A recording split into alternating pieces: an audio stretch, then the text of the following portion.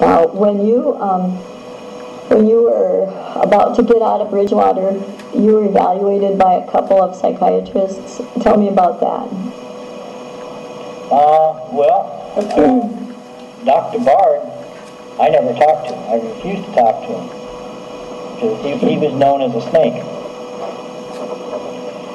And so the only thing he could basically go on is my original evaluation when I first came in. That's all he could talk on. The lady I talked to, she had a so-so record where, she was willing to at least listen. And then my two psychiatrists. And, she went against me in court. And then my two psychiatrists got up and, went all the way down, and the judge took their word over theirs. Of course, Dr. Bard is lousy in court. Is he? Oh yeah, he has this one problem when he gets nervous is he stutters. Oh. Doesn't come across very strong then, does he? No. No. Wow. Now, the two psychiatrists that evaluated you, how did you get to know them? What happened as far as that? They were a last minute. We were looking for psychiatrists for our side, and we just couldn't find anyone that I was satisfied with. And out of the clear blue sky, these two guys show up, and I liked them. Yeah. So they were pretty easy to talk to, and they tended to listen to you. Oh yeah. And we did all the testing and everything else, and they thought I didn't belong there, which I already knew I didn't belong there. Yeah. Now, you didn't belong there because why, Nathan? Because I never committed a sexual crime.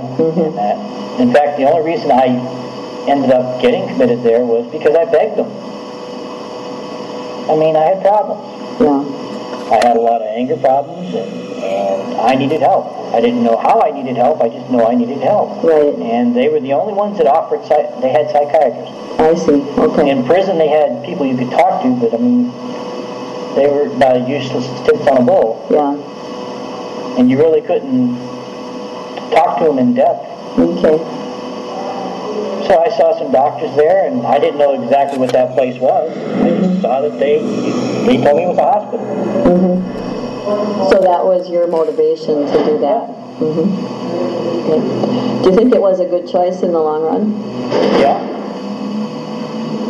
Okay. How about, did your brother pay for those psychiatrists? Or did you pay for them? In the long run, I paid for it. You paid for it? He came up with the initial money. Okay. Plus the courts came up with money too. Okay. They have to. Yeah. But what the courts didn't cover, he did, and then I just paid him back. Okay.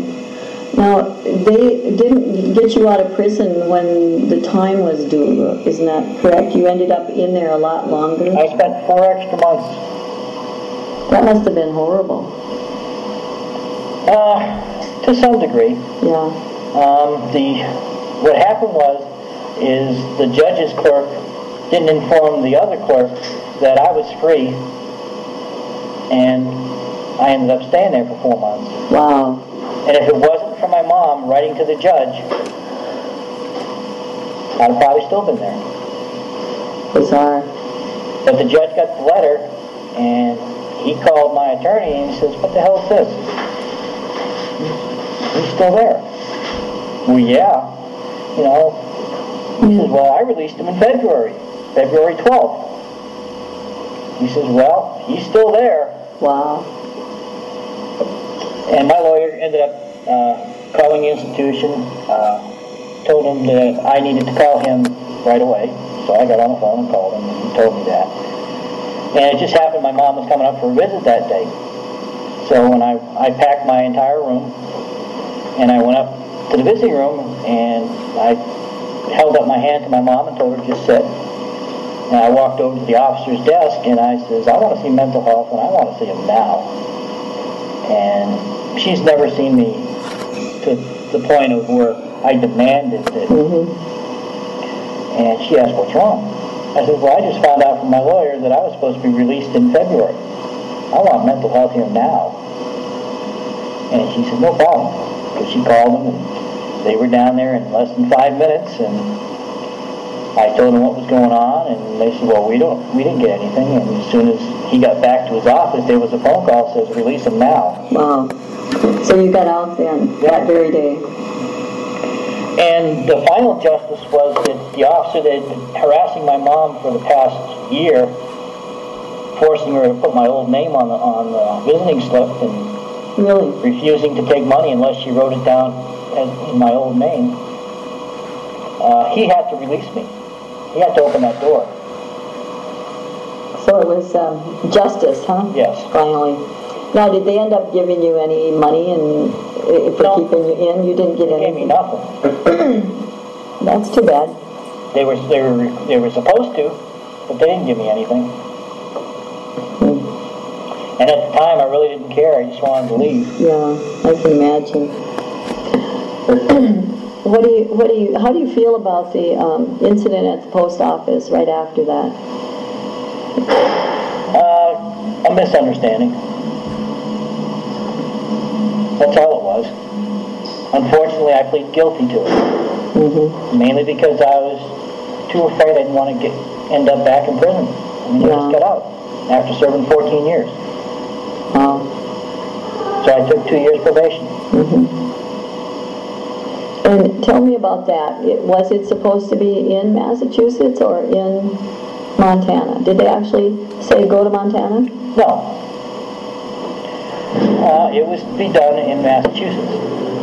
But this lady kept calling the cops, saying I was outside her house. And we decided that it would be better to go elsewhere. Ah. And my brother offered me a place in Montana. Okay. Not that I really wanted to go to Montana. And, we talked it over with our lawyer and talked it over with the courts, and they had no problem. Uh-huh. I said, okay. So a friend of ours gave me the money for a plane fare, and we went out to Montana. Okay. And once I was out in Montana, they didn't want to take me on probation. Really? Because as the probation officer said, all they think we are is a bunch of hicks that walk around with 2 6-guns on there and think we're illiterate. Yeah. Because they sent no paperwork. Oh my gosh. I supplied the paperwork. And I told the probationer, look it, all I want is a chance. That's it. It's not my fault that those jerks in Massachusetts don't want to send you nothing. I says, I'm willing to supply it. Sure. All I'm asking is a chance. Well, I was out here 2 years on probation and had no problems. And gave them no problems. And then what happened? Well, I got employment, and things seemed to be okay. You started doing like garage sales and antiquing and toy sales. When did all that start?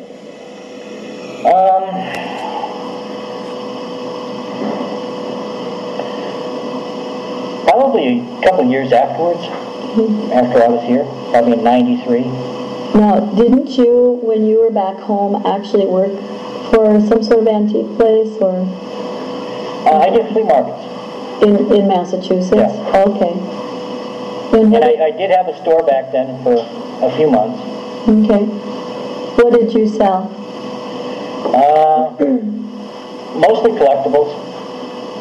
Whatever I happened to get my hands on. Okay. I can remember having probably a 1950 movie projector. Oh my gosh. That had the spools and movies to go with it. I can remember selling a 1908 Massachusetts license plate that had porcelain on it. Just a little bit of everything. There was this one lady that, man, she was great. She's been in the antique business for ages.